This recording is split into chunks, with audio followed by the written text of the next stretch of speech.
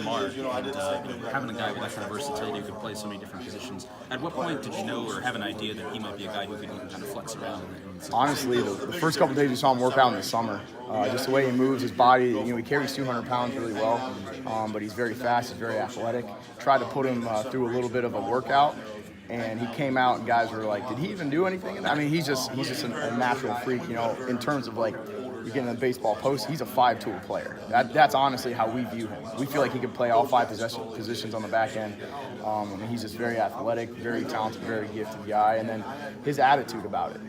He started at Rover, learned that position, played Rover versus Ball State, got in the game. Unfortunately, you lose Cam. Hey man, gotta go to Husky, gotta do it. Without blinking an eye, he went, got after it, did his job, and obviously he showed his field. How uncommon is that for a freshman, or really anyone, to be able to kind of handle that, kind of responsibility so soon after getting to a level like this? He carries himself with a little bit of swagger. He's a Florida kid. He's tough. And his care factor is really, really high.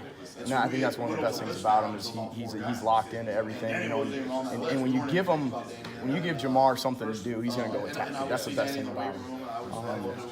And it is rare, but I think if you look at our freshman class, a lot of guys in our freshman class carry themselves that way, whether it be a Reese Taylor or even a Ronnie Walker, Stevie Scott, when those guys are called upon, then defensively Matthews, and I even throw Burgess and Fitz in that group, just from my room, Jalen Williams, they are all very confident players, and whatever we ask them to do, they're getting after it. How is practice kind of structured for him? Is he kind of going back and forth between different positions, or is it kind of based on that week's need? It's kind of been based off of the week. Now, he was with us for the first several weeks. Last week, we worked him some at Rover and then mostly at third down Husky, because we know that's something he can really accelerate at, and we needed him to with those guys out. But for the most part right now, he's in the Husky room. I challenge him without putting too much on him that if unfortunately something happens in our room, we're going to need him right back very quickly. So he's been staying up with it. We text every day. Like I said, he's a great kid. You mentioned the group as a freshman. Is there anything that surprises you about them with this early success? Did you think it would take a little bit more time? It's still the first half of the season. I think you're always very cautious to throw those guys into the fire. But with the talent they have and the confidence that they portray themselves with, we're ready to throw them in there. And they prove to us. I think that's the biggest thing I can say, especially for the guys in my room. I trust them. I trust the guys in my room. I know how much they care. I know how much they work. And so for me, I'm not afraid to put them on the field. And I think that's the biggest thing is Coach Allen always says, hey, you want to play, prove it to me. Make me look like the idiot. Make me the guy that looks stupid for not playing you. And I could speak only for my room, but those guys in my room, I trust them. I got confidence in them. If we needed to, they'll get the job done. There's no doubt. Obviously, as a first-year coach, it wasn't typical because you knew a lot of the players, but how nice was it as your first year to have a guy like Jonathan Crawford who's just so rock steady every week? It's awesome.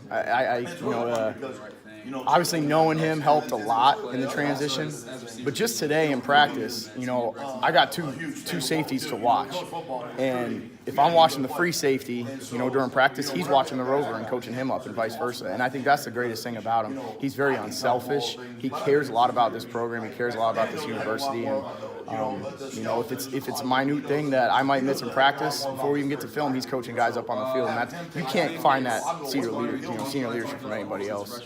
It's very hard to find, and he's a quiet guy, but he does it all the time. It's awesome. I'm sure he hasn't been perfect, no guy is, but from the outside looking, it looks like he's playing at a pretty high level so far. What are your thoughts on how he's been playing? Really good. I was disappointed last week. He left some plays out there, and I met with him on Sunday. He came up and we just talked, and he knew it. He knew it right away, and he graded out in a 90 percentile. Which, if you grade out in 57 plays, a 90 percentile in our grading system, that is a very high level, and we're asking him to do a lot of stuff. And but he left plays. He left plays out there. He wasn't pleased with his performance. I wasn't either, because we know we hold him to a higher standard. That's the guy that he wants to be, and he's got to become. And I have no doubt he'll answer the bell, coming forward. Going back to Jamar, what are the discussions like with Coach Shelby and Coach Womack and some of the other coaches on staff? He's a guy who can obviously play so many different positions. I know you were talking about earlier about how maybe the injuries kind of dictate which of those positions he plays. But what are those discussions kind of like? I mean, is there some kind of friendly fighting, so to speak, about where he plays week to week? There definitely is. And everybody wants him in the room. Everybody wants Fitz. Everybody wants Fitz in there. Fitz had to start at Huskies. He's playing free safety.